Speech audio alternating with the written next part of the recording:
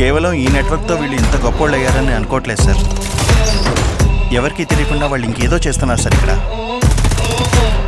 నిన్నెక్కడో చూసినట్టు అనిపిస్తుంది.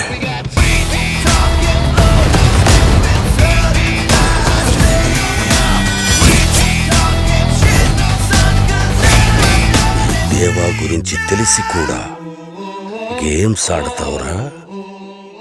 రాజోత్సవ సందర్భమున సాక్షాత్తు రాజకుమారుడు శ్రీరాముడు ప్రసాద వితరణ చేస్తున్నారు. ఒకవేళ ఈ సమయం కోల్పోతే నా రాముణ్ణి ఎన్నటికీ దర్శించుకోలేను. జై శ్రీరామ్!